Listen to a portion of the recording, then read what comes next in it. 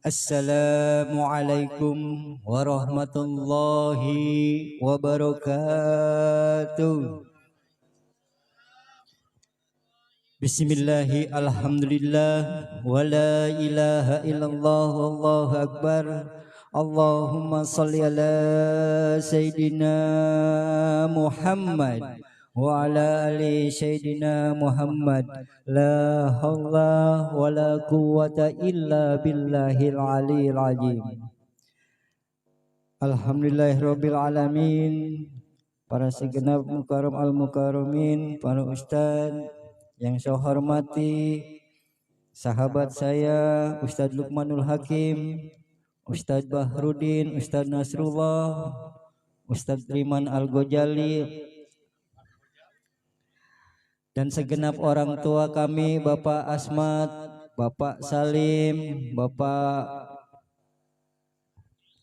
Bapak Asman, Bapak Ustadz Adi, Bapak Ibrahim, alhamdulillah hadir, dan ibu-ibu semua, ustazah, ibu ustazah rohani, dan seluruhnya yang hadir di sini.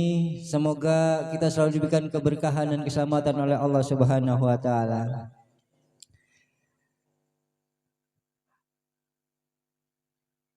Jamaah sehat ya? Masih pada sehat? Alhamdulillah.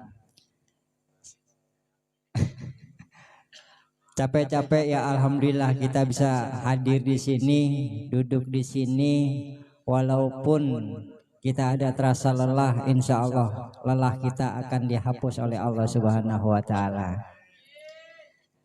Pada semua jamaah yang terutama di malam ini, saya ingin bertanya kepada semua jamaah yang telah saya yakini dan kita yakini semua bahwa segala sesuatu itu ialah milik Allah, dan kita semua meyakini bahwa kita itu tidak punya apa-apa, yang kita punya hanyalah Allah. Yakin ya seperti itu ya? Yakin. Tapi kenapa kita masih pusing? Sekarang begini, kalau kita memang sudah yakin semua itu karena Allah, berarti segala sesuatu itu keinginan Allah. Misalnya kita besok pengen beli mobil, itu keinginan Allah, bukan keinginan kita tuh. Makanya setiap mempunyai keinginan itu hati kita yang digerakkan. Berarti itu keinginan Allah. Bagaimana kalau kita menginginkan sesuatu kita tidak mau kecewa? Nah, makanya kalau kita menginginkan sesuatu, kita serahkan, kita sandarkan kepada Allah. Tuh, karena keinginan itu timbulnya dari hati kita, berarti keinginan Allah. Apa yang Allah inginkan pasti terjadi. Nah, itu coba saya tanamkan seperti itu. Sekarang seperti ini. Kalau memang kita sudah yakin bahwa segala sesuatu Allah yang memiliki, dan kalau kita ingin merubah nasib, mau nggak nasib kita berubah, Bu? Jamaah, mau nggak? Kalau nasib kita ingin berubah, apa yang harus kita jalankan utama? Yaitu merubah pola pikir kita. Bagaimana caranya?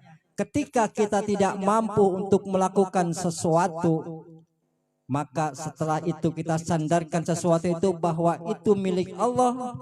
Kita serahkan segala sesuatu itu kepada Allah. Tuh tadi yang saya katakan bahwa keinginan itu keinginan Allah. Kadang-kadang kita menanamkan ketidakyakinan pada diri kita, kepada anak-anak kita gitu. Misalnya seperti ini. Ketika kita jalan-jalan di mall. Udah pernah ke mall kan, Bu ya? Di sini kagak ada ya, bener belum berarti. Ketika kita jalan-jalan di mall, kita melihat harga-harga tuh ya, wah mahal amat. Anak kita nunjuk, ayah yang ini atau bu yang ini, Bu, dilihat mahal banget ya, kita mah kagak bisa beli itu, tong kayak gitu ya. Itu sudah menanamkan bahwa ketidaksanggupan. Sebenarnya tidak boleh berkata seperti itu. Nanti kalau kita ada rezeki pasti kita beli tuh. Jadi kita jangan merasa tidak yakin, jangan merasa tidak sanggup. Apa sih yang nggak sanggup kalau sudah Allah ridho, kalau Allah sudah kun fayakunnya Allah pasti bisa. Tuh. Jadi kalau ingin kita merubah nasib kita, rubahlah pola pikir kita dari pikiran-pikiran yang jelek, dari rasa kita tidak mampu menjadi yakin dan mampu atas kehendak Allah. Tiada ada yang mustahil bagi Allah. Semuanya pasti terjadi. Makanya kita pikiran kita kadang-kadang pesimis. Bener nggak pesimis namanya ya? Bener, bener ya udah pasti bener lah. Pesimis. Kita ukur dengan diri kita, bukan kita ukur dengan kemampuan Allah. Tuh. Kita ukur dengan keadaan kita bahwa ini kita tidak mampu kayak gitu. Maka selamanya kita tidak akan mampu. Coba dah. Kalau kita ukur dengan diri kita ibaratnya makan juga repot. Boro-boro beli mobil. Kita kan mikirnya kayak gitu, Bu ya. Buat makan aja repot kayak gitu. Sehari-hari cuman motong kuli kita kayak gitu. 1 kilo, 2 kilo, 3 kilo. Paling buat makan, gitu kan mikirnya kita makan ya. Itu pikiran normal, benar. Tetapi kalau kita ngaji, kita harus mengkaji. Tuh. Jadi apa sih yang tidak yakin dan apa sih yang tidak mampu kalau Allah sudah berkehendak? Tuh. Makanya Allah lah yang membolak-balikan hati kita. Jangankan besok, sedetik pulang dari sini kita ngaji, kita dijadikan orang kaya. Yakin Ibu seperti itu. Kalau yakin Allah yang berkehendak pasti terjadi. Kan tiada ada yang mustahil. Semuanya pasti terjadi dengan kun fayakunnya Allah. Makanya kalau kita ingin merubah nasib kita, berpikirlah yang positif. Jangan yang jelek-jelek. Walaupun kita tahu itu jelek, kita berpikirlah yang bagus. Kayak gitu. Karena apa? Itu akan merubah nasib kita. Tuh. Karena sudah sering kali saya katakan bahwa Allah tidak akan merubah nasib kita kalau sendiri kita tidak akan merubahnya. Kayak gitu kan? Tuh. Jadi marilah sama-sama dengan kita ngaji ini agar kita ngaji tidak sia-sia. Kenapa? Karena Allah tidak memandang ibadah kita. Allah tidak memandang haji kita. Allah tidak memandang puasa kita. Apa yang Allah pandang, apa yang Allah hargakan di dalam tubuh kita. Kita datang kepada Allah membawa hati yang kosong, sebenar-benarnya yang kosong.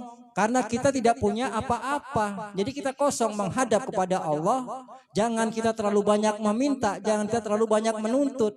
Karena apa? Ibadah itu kewajiban kita, jamaah. Kewajiban kita. Kenapa kita harus meminta lagi imbalan? Kita sudah diberikan sehat, diberikan rezeki. Tuh. Kita sesungguhnya harus bersyukur, setiap saat bersyukur. Kayak gitu. Benar nggak benar? Benar. Apa yang salah? Orang sebaiknya saya megang, saya ngomong ya benar lah. Ya. Jadi apa sih yang kita tuntut? Makanya kita hidup jangan terlalu banyak menuntut. Kita hanya mencari ridho Allah yang kita maksud itu ilahi antama sudi itu tuh. Jadi marilah sama-sama kita menghadap kepada Allah dengan membawa hati yang bersih, membawa hati yang kosong. Kita tidak punya apa-apa, tiada daya dan upaya tanpa kehendak Allah. La haula wala quwata illa bila tiada daya dan upaya tanpa kehendak Allah, berarti segala pergerakan kita itu adalah gerakan Allah. Mata punya Allah yang melihat Allah. Allah maha melihat, Allah maha mendengar. Itu kan sifat-sifat Allah kan ya. Seluruh sifat Allah 20 itu ada di tubuh kita. Tuh, kita punya mata. Tapi kalau tidak ada nyawa, kita tidak melihat. Berarti melihat itu punya Allah. Allah maha mendengar, maha melihat kayak gitu. Tuh jadi yakin, kosongkan diri kita untuk menghadap kepada Allah agar bisa diisi. Kalau sudah kosong kan berarti bisa diisi dengan kebaik-baikan, dengan kata-kata yang baik, dengan harapan-harapan yang baik. Semuanya kita mohonkan kepada Allah agar hidup kita ke depannya lebih baik kayak gitu. Karena kan tuh ada yang mengatakan kita hiduplah lebih baik daripada hari kemarin kayak gitu. terus kita tata ke depannya. Tuh. Kok Mamang setiap hari ngomongnya itu setiap ngaji itu mulu? Iya, karena memang manakib itu bukan intinya ceramah. Manakib itu intinya zikir. Karena Syekh Abdul Qadir Al-Jani setiap disebut namanya dia akan hadir. Tuh. Makanya kita duduk ini jangan duduk sembarangan. Kita zikirnya zikir Syekh Abdul Qadir Al-Jalani. Setiap kita kirim Al-Fatihah dia akan datang. Makanya hati-hatilah kita meminta di situ pada Allah, karena dengan wasilah beliau, wasilah baginda Rasulullah, insya Allah doa kita diijabah sama Allah. Tuh. Makanya ketika kita sedang berzikir, kita terus berpikiran yang positif terus, dan abis kita berzikir duduk-duduk ngobrol, ngomong yang kita ngobrol itu yang baik-baik, yang bagus-bagus. Kan guru mengajarkan seperti itu. Karena guru kita mengajarkan, Abah Kiai itu Bagus Al-Mubarak dan Abah Kiai Junadi Al-Baghdadi selalu mengajarkan kayak gitu kan pada kita. Setelah kita berzikir, berkumpul, berbicaralah yang baik-baik. Karena itu di situ kalau kita habis berzikir, malaikat belum pergi, masih nungguin. Tuh makanya Bapak Ibrahim kalau habis zikir duduk dulu mau coba dirapa juga seneng. Kayak gitu keluarga sama ibu tuh. Nggak mau pulang, kagak. Kalau si kecil nggak ngajakin pulang, kagak pulang katanya. Tuh. Nah itu. Jadi udah paham kayak itu. Udah bertahun-tahun ikut Abah udah paham kayak gitu. Saya mestinya belajar sama beliau kayak gitu. Karena saya belum berapa lama kenal dengan Abah. Dan beliau dari Cibitung sampai sono sudah kenal. Tuh. Jadi sudah paham ketika habis zikir dia duduk kayak gitu. Tuh, kalau anaknya nggak marahin nggak pulang kayak gitu. Nah jadi itulah di dalam zikir manakib ini intinya kita itu berzikir memohon kepada Allah dengan kerendahan hati, dengan kekosongan jiwa kita. Kita mohon kepada Allah kayak gitu.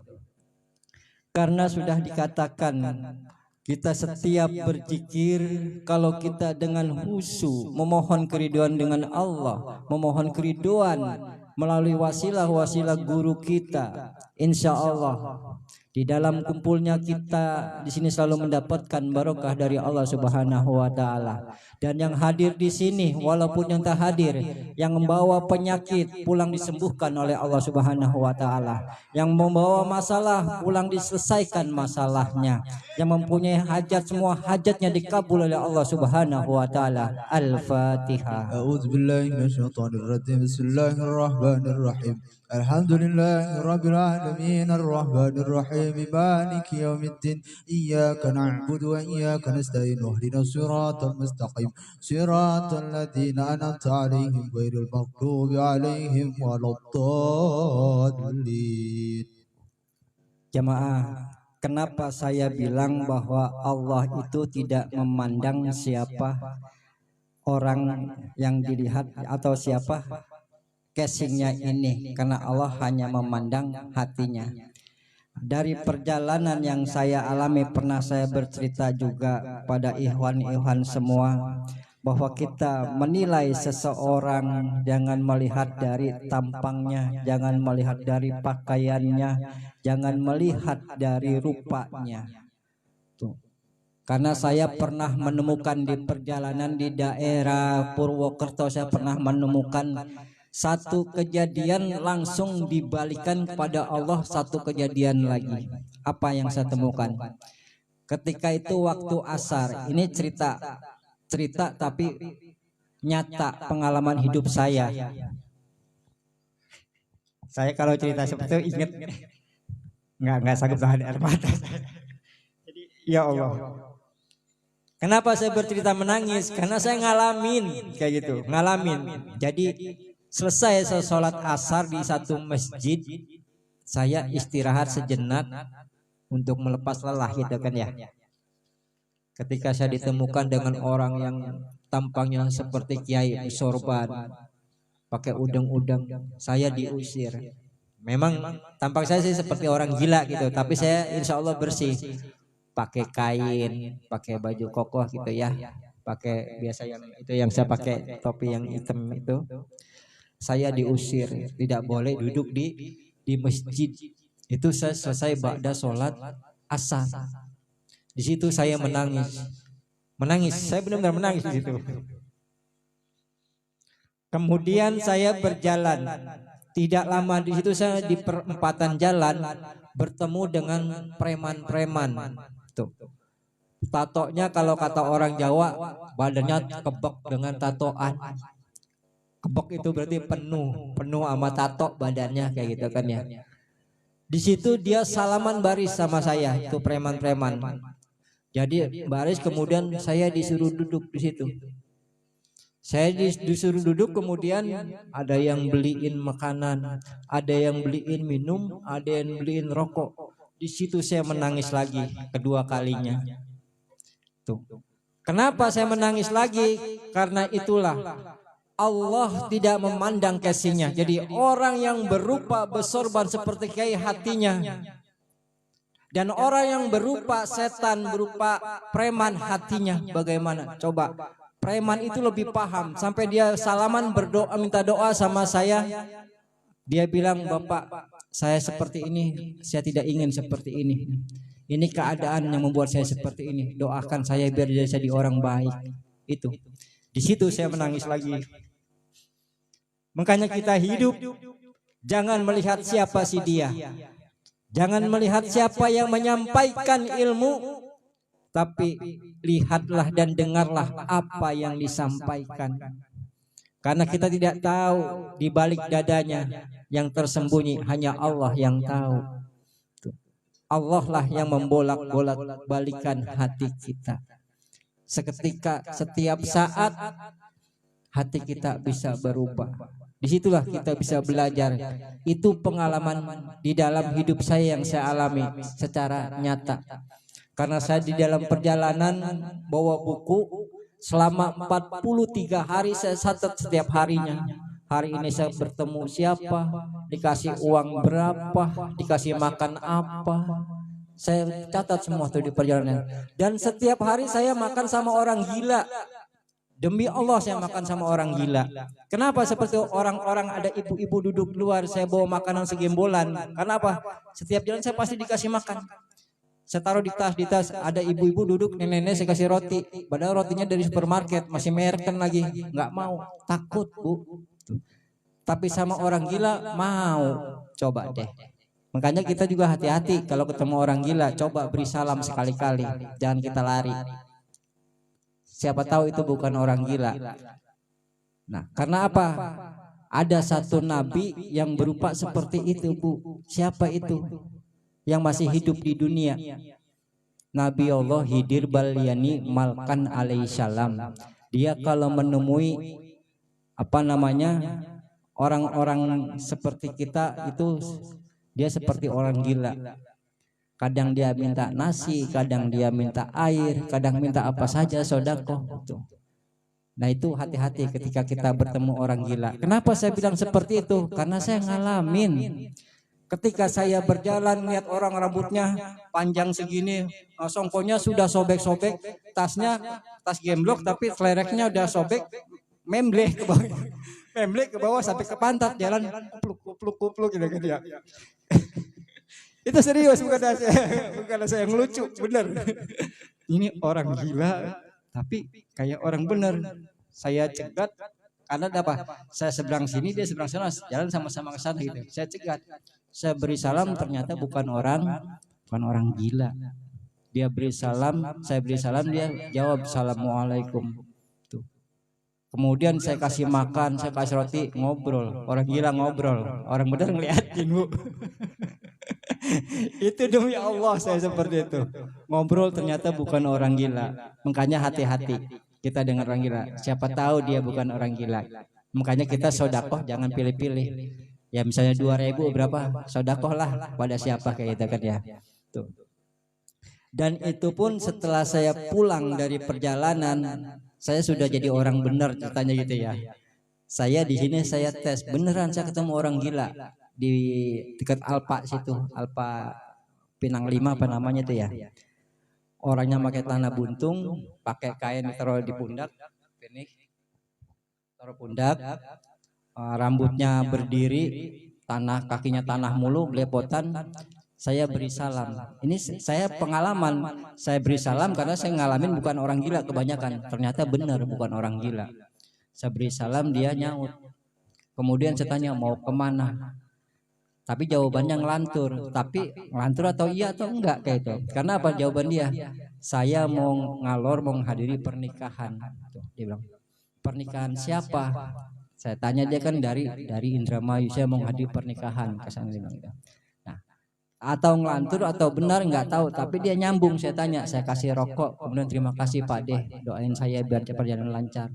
Manggilnya Pak Deh sama saya tuh. Coba deh.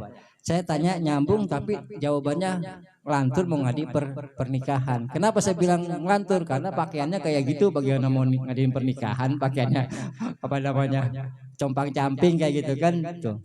Nah itu makanya kita di dalam hidup ini coba kita harus selalu berprasangka baik, intinya seperti itu.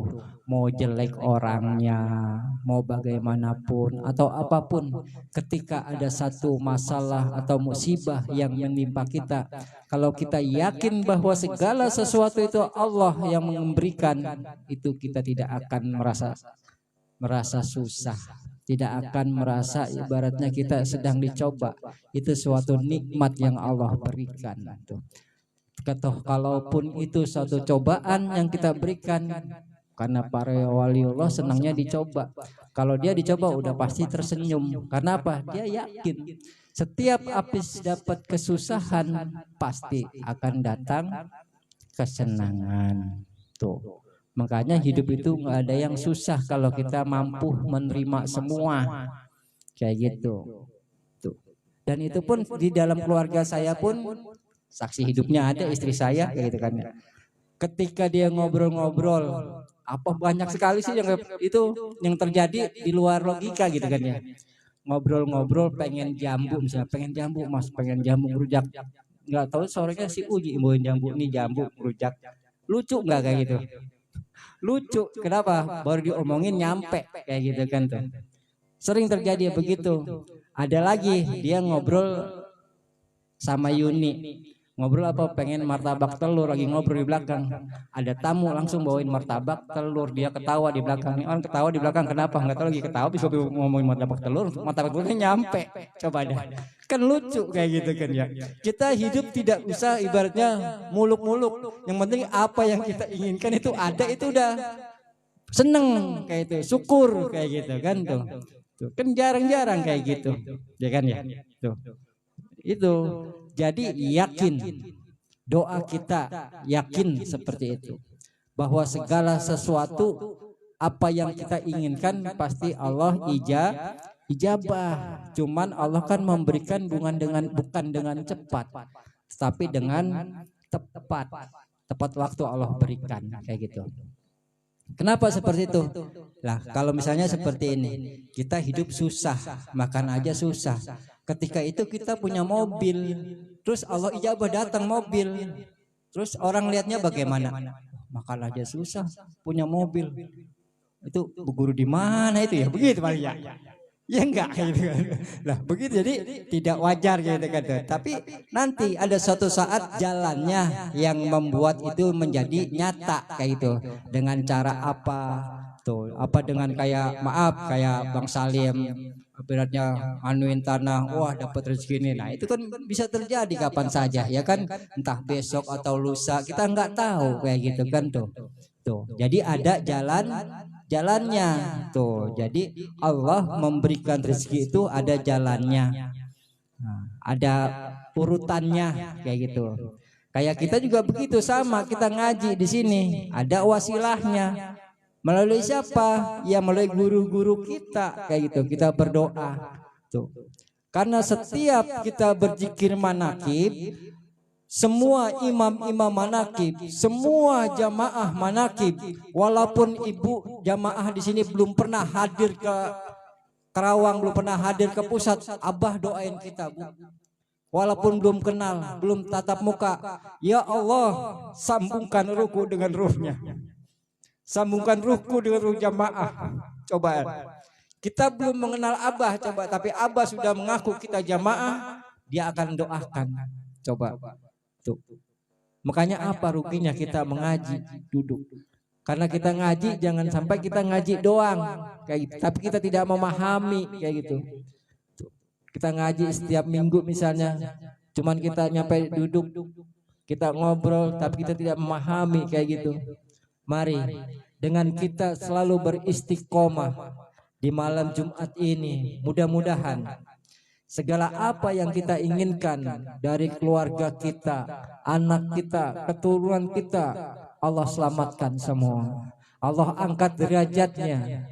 Allah berikan semua kemudahan-kemudahan di dalam segala urusannya. Al-Fatihah.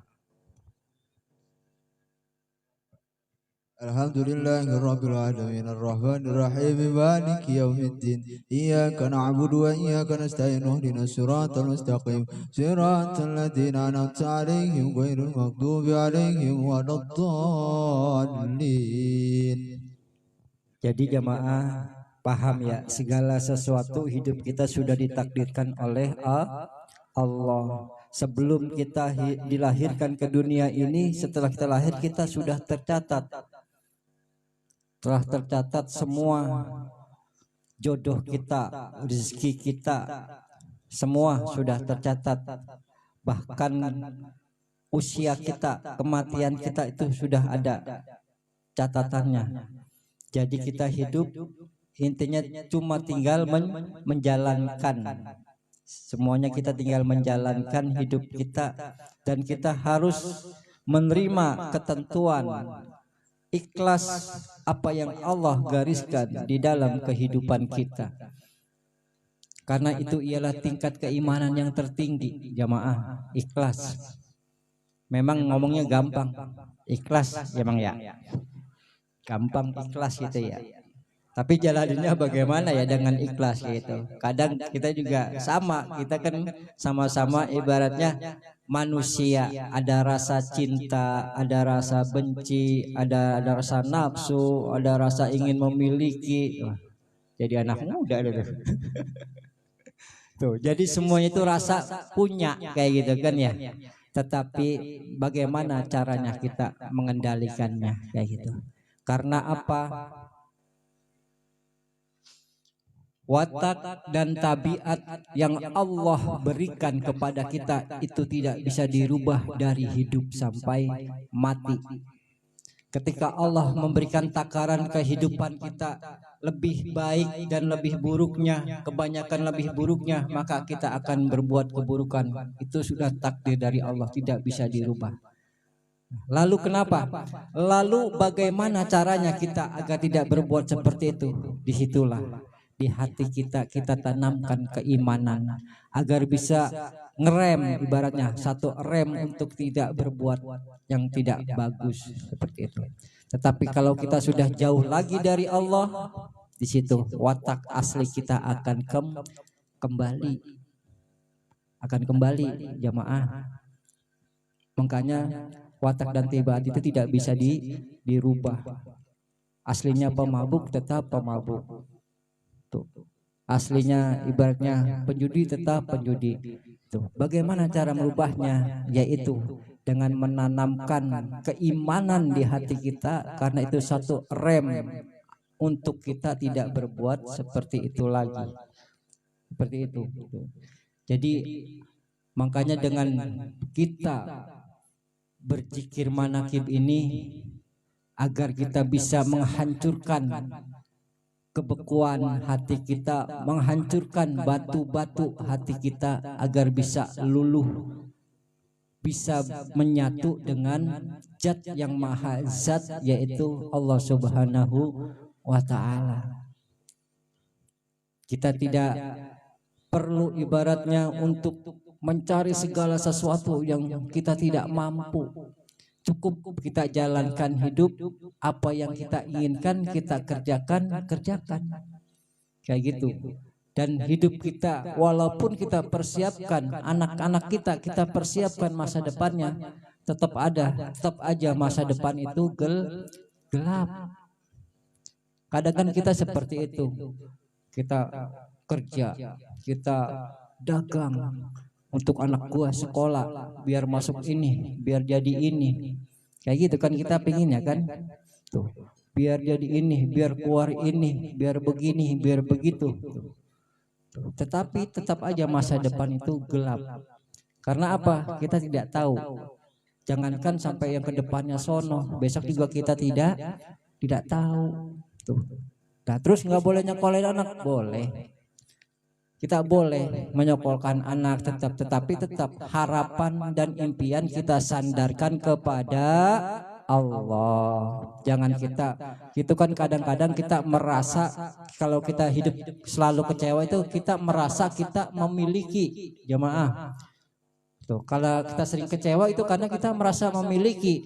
Kita punya rumah, kita merasa milik kita. Setelah rumah itu kebakaran, kita menangis karena merasa milik kita.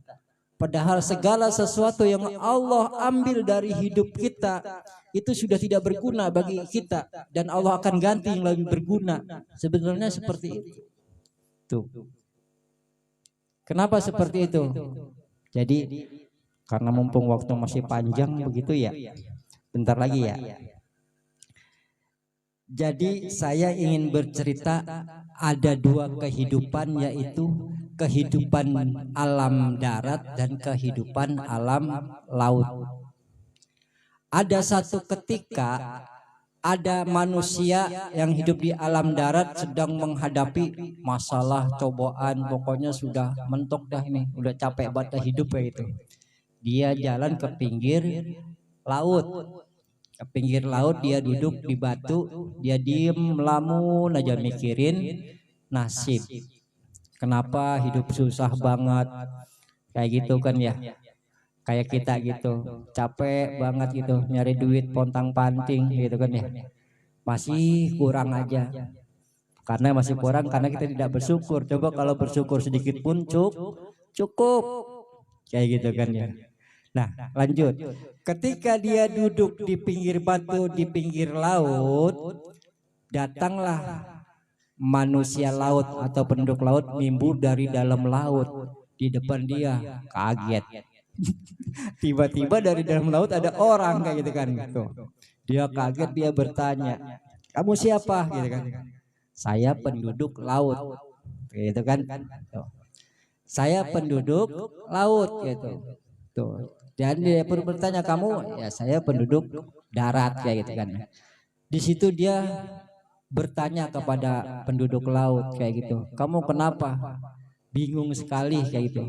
Penduduk laut itu tanya sama yang darat tuh, bingung sekali, memikirkan keluarganya ada yang meninggal, ada yang sakit, dia hidup bercerai kayak gitu kan ya. Kemudian orang laut itu ketawa, udah sebut aja orang laut sama orang darat gitu ya. Orang laut itu ketawa, tuh ketawa. Kenapa? Sungguh berbeda kehidupan antara hidup di darat dengan di laut. Tuh. Kenapa? Kalau di darat seperti ini, kalau di darat ketika ada orang menikah ramai-ramai kayak gitu kan ya. Tuh, kalau di laut beda. Jadi orang darat itu diajak ke laut. Tuh. Dan orang laut pun jalan-jalan juga ke darat. Yang pertama diajak jalan-jalan itu orang laut diajak ke darat karena dia udah nimbul di darat nih, diajak jalan dah. Di tengah perjalanan dia mendengar ada orang main rebana, terus ada yang kayak kita ya Nabi salam gitu kan, ada orang membaca rawih gitu. Ditanya itu orang ngapain kayak gitu kan ya. Itu ya orang laut tuh nanya sama orang lain itu orang ngapain, itu orang lagi selamatan 7 bulan kayak gitu kan tuh ya.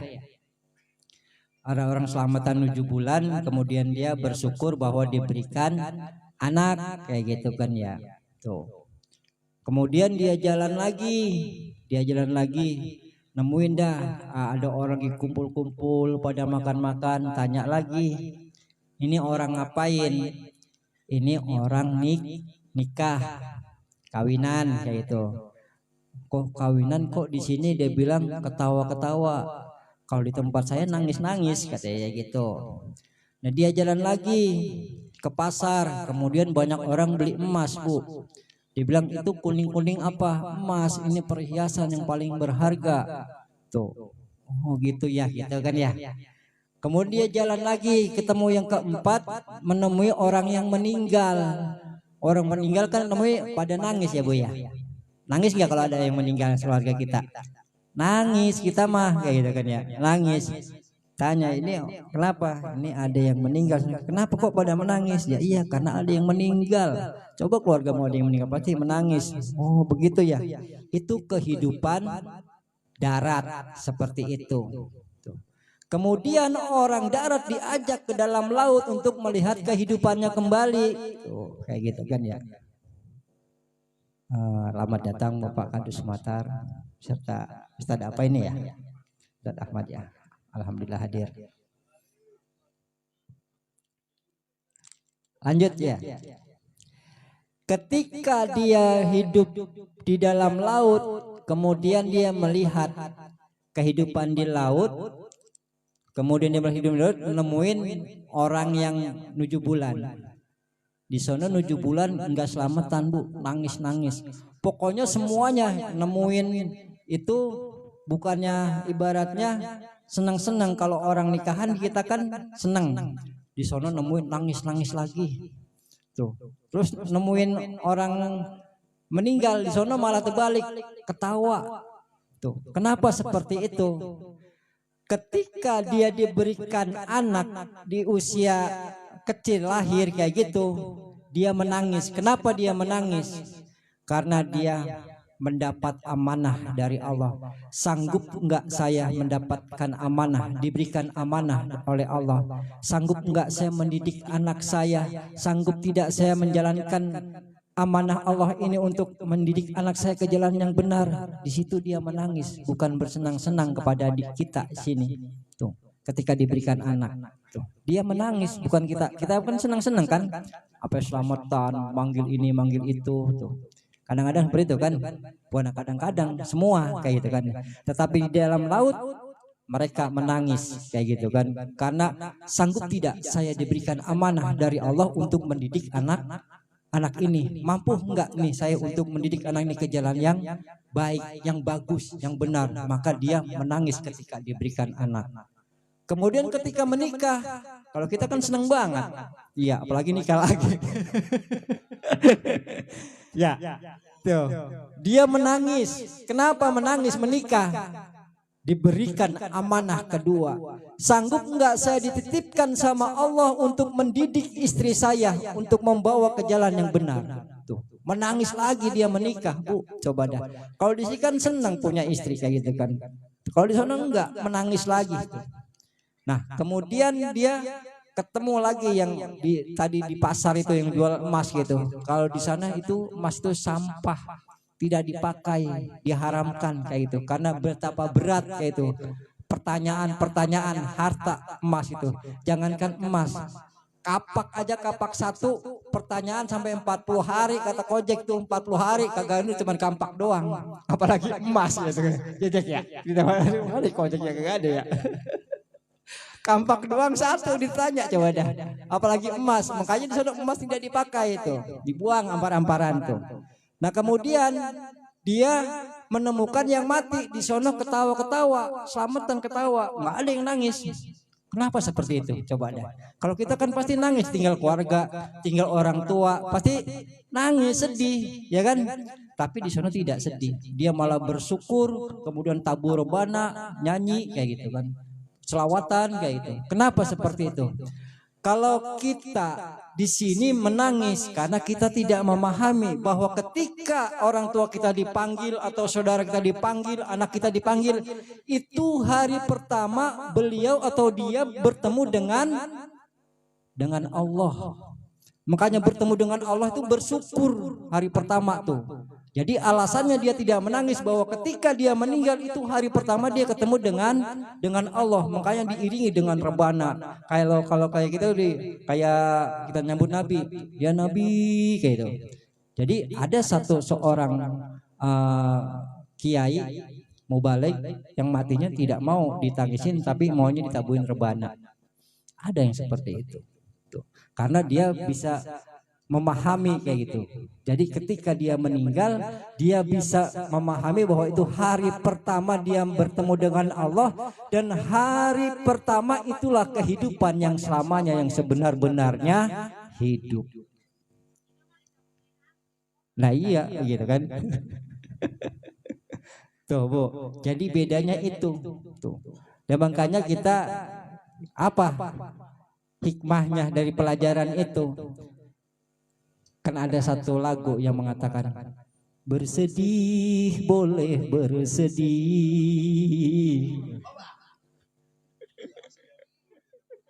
ya kan? Berduka boleh berduka, sedukanya saja.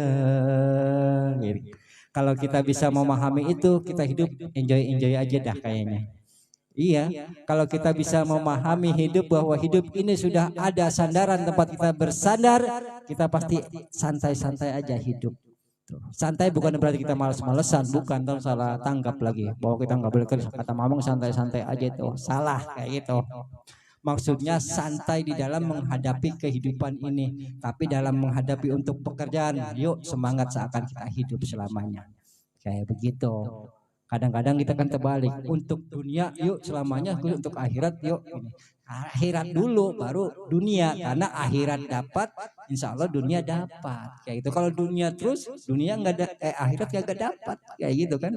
Tuh makanya kadang-kadang kita terbalik kayak gitu. Jadi kejarlah akhirat, pasti duniamu dapat. Jangan kejarlah duniamu seakan kau selamanya, terus baru akhirat. Udah terbalik. Nah, kalau kita nyandak ngejar akhirat, kalau masih dunia yang kita kejar terus kita mati, kagak dapet. Dah. Ya enggak, bener enggak? Bener apa bener?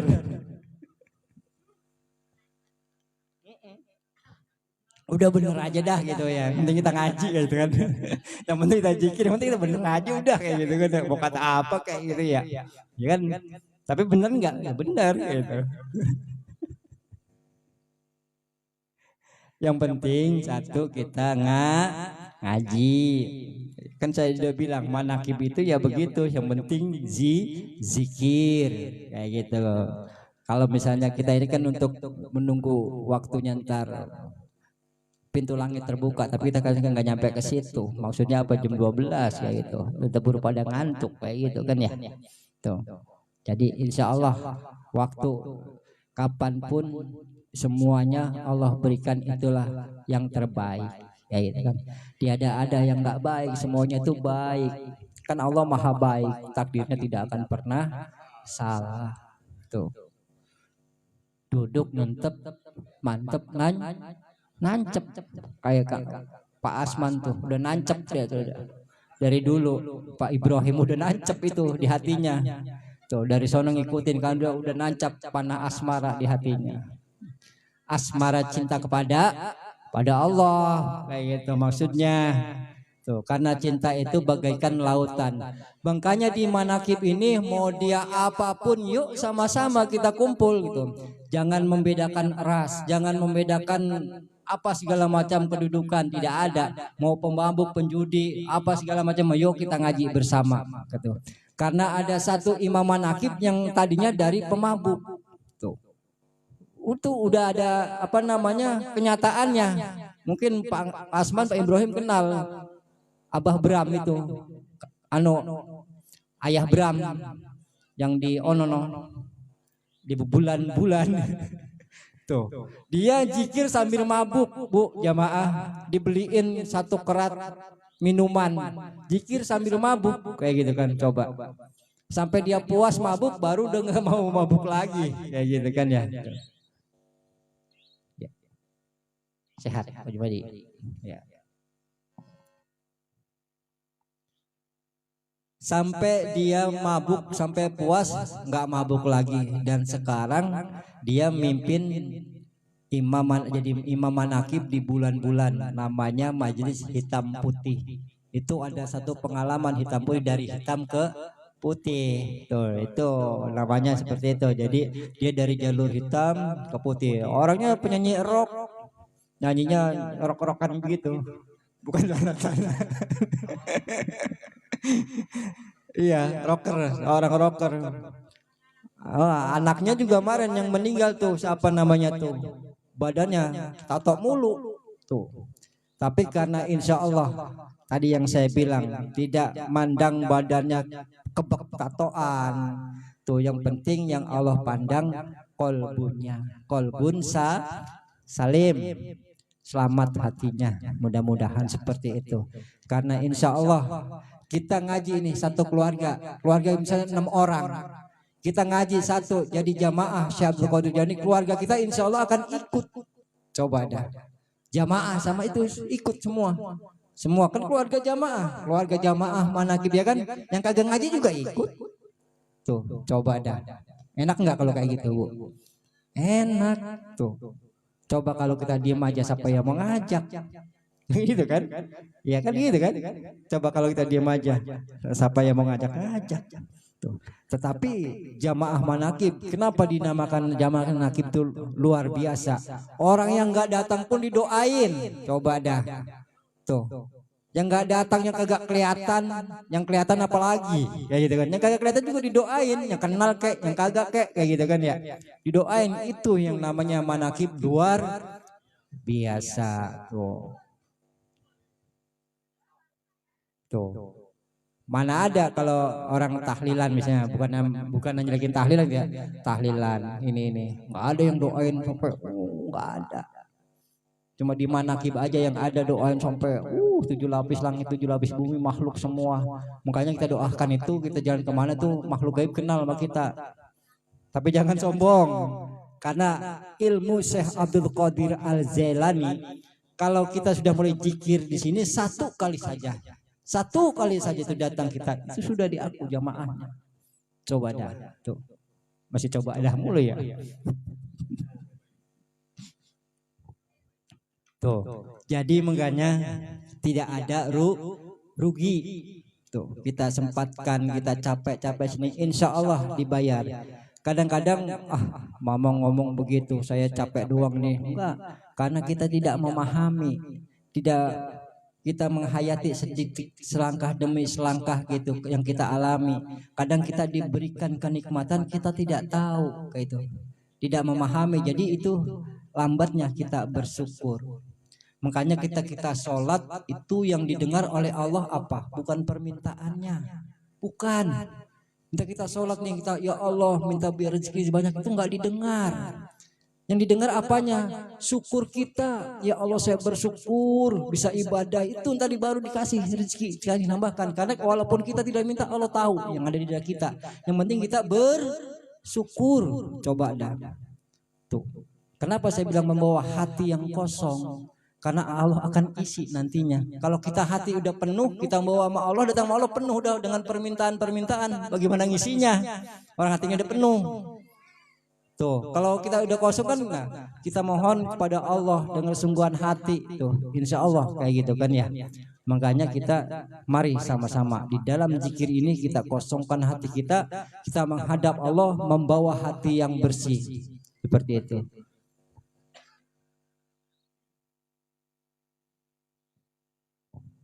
Ayo jamaah kita zikir, kita mohon sama Allah, kita kosongkan, kita bersihkan semua, hilangkan dari segala keinginan, hilangkan dari segala nafsu. Kita hadap kepada Allah dengan hati dan jiwa yang kosong dan bersih, dan insya Allah Allah akan berikan, Allah akan isi nanti kekosongan itu dengan barokahnya, dengan keselamatannya. Semuanya apa yang ada di balik dada kita Allah Maha mengetahui itu.